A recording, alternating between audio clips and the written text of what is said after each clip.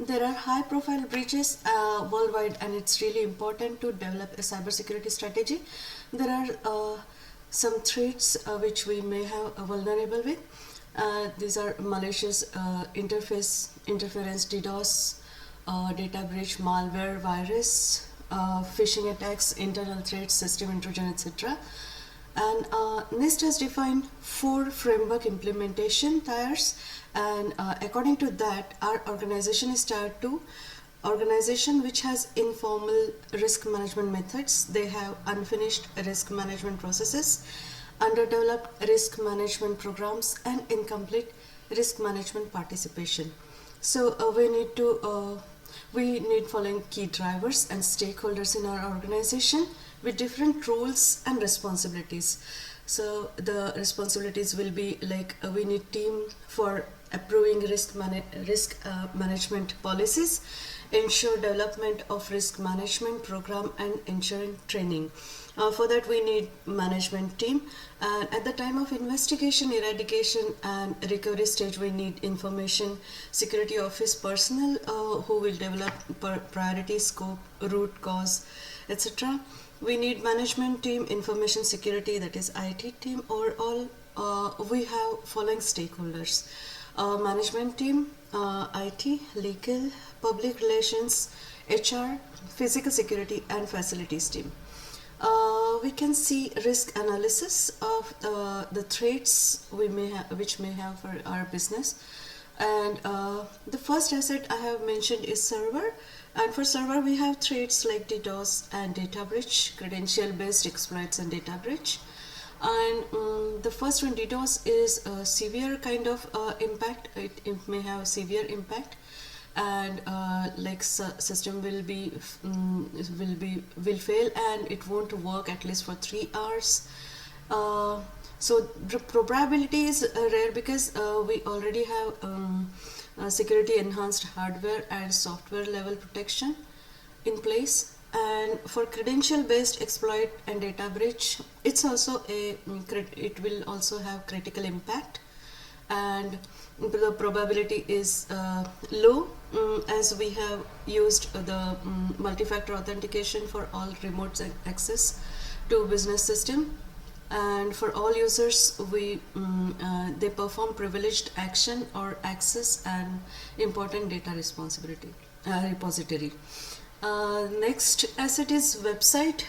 It also have threat of DDoS with high impact, and the probability is high probability, as the firewall is in place and configured correctly, but there are so many different kind of DDoS attacks, so it will have a high probability. CRM system, which may have threat of credential based exploits and data breach. This also will have severe impact, critical impact, and this the probability of this is low probability. And because we are using multi-factor authentication for all remote access to our business systems, and for all users when they perform privileged action or access an important data repository. Next asset is a remote device of employees. Remote devices. So for that we have threat of malware, virus, phishing attack. Malware is high impact again, virus has high impacts, phishing attack is a medium impact, and the probabilities are for malware it's low probability, virus low, and for phishing attacks it's a medium probability.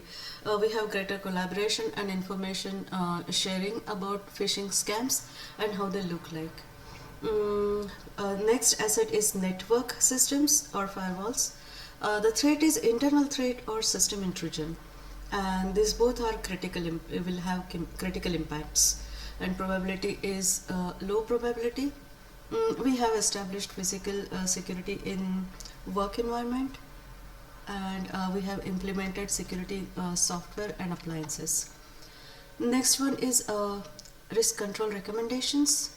Now for these assets, which we have seen the threats.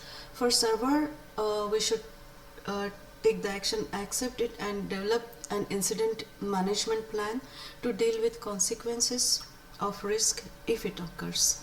and the life cycle stage is exploitation. For credential-based exploits and data breach for a server, we should take action of transfer and transfer it to cloud migration. And the lifecycle stage is reconnaissance. Asset website, we have threat of DDoS.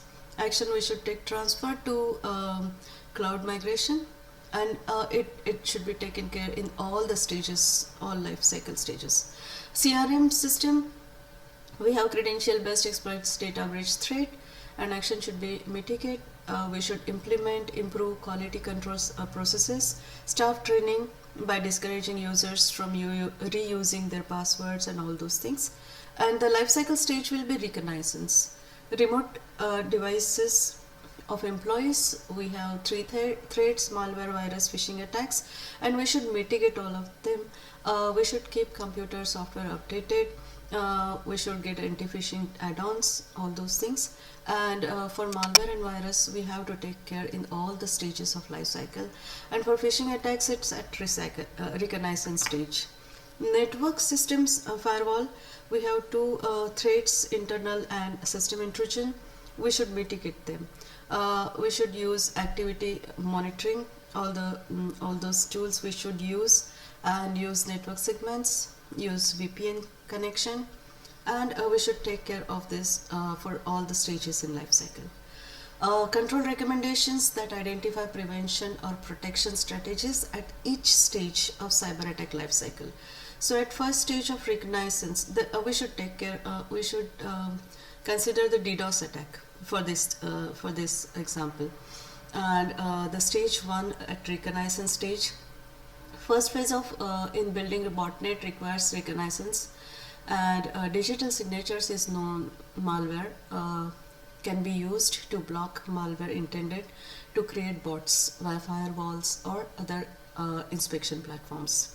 Second stage is weaponization. From the perspective of software manufacturer, improved security practices and standard configurations would assist in reducing a number of possible exploits available for attackers to target. Third one is delivery. With regard to defending against delivery of such malware, digital signatures can be used to identify and prevent the installation of known malware. Exploitation stage would be bots is made possible through unpatched software vulnerabilities. So application whitelisting can be leveraged to allow the user to explicitly control executables that are run on host by comparing application attempting to run host machine with known application database. This way we can control even zero-day exploits. Control recommendations. Again, the next stage, fifth stage, is installation. Similar to defenses for exploitation phase, host-based intrusion detection system, HBSS, and application whitelisting we should use to control. Stage 6, at stage 6, command and control. After weapon has been successfully installed and beacons to Botmaster, the target is officially controlled by Botmaster. Botminer and BotSwag are few of the implementations used to detect existence of botnets on network and host respectively. 7th stage, actions and objectives. Once C2 channel has been established, attackers have complete access inside the target environment. So defenses against these actions are culmination of all previously discussed techniques: host and networks monitoring tools, honeypots, and legal actions are possible mechanism to prevent and detect these things. So the next thing is incident response plan for event of data breach. And at first stage, preparation stage, we should use C-suite people and data custodian owners, IT security practitioners, and action should be taken is organization's mission, strategies, goal, policy. We should discuss those things in detail. Communicate the plan, then organizational approach to incident response, metrics for organization's incident response capabilities and effectiveness, roadmap, and inform structure and approach for this incident response capabilities. Next stage, no, this is in this stage only. There are a lot of legislative requirements. We have to take care of all those things. Stage 2, identification. We have information security office personnel will determine priority, scope, and root cause of incident, and we need to identify this with the help of asking these questions like when did it occur, how were we alerted, all those things, and reporting consideration for this was for internal and for external also. We have to ask few questions and get identified how this breach was happened. Categorization of threat level and impact. We will create an incident classification framework so that we can properly prioritize the incident response activities. Legislative requirements must be adhered to a legal team who will review incident response plans, policies, procedures to ensure compliance with the law. Containment stage, we have to take action in to limit and prevent further damage. There should be two kind of actions: short-term containment and long-term containment. Eradication, there are few actions for eradication which involves resetting or restoring system to clean slate. And other consideration in this stage is post-incident repair of affected system, communication and intrusion to affected parties, and analysis that confirms the threat has been contained. Recovery stage, we should take actions will bring the system back into production and restore data.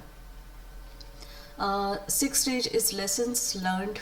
In this, we have to determine what actions need to be taken. We have to consider policies, team, security controls, users, capital investment, how the incident was dealt, policies, procedures, techniques may be revised, which policies and all those things should be revised, latest updates, revisions made. Finance department will be provided checklist, determine what worked well in our response plan and where there were some holes. Then questions to address are like what changes need to be made to security, training and all those things. That's it. Thank you.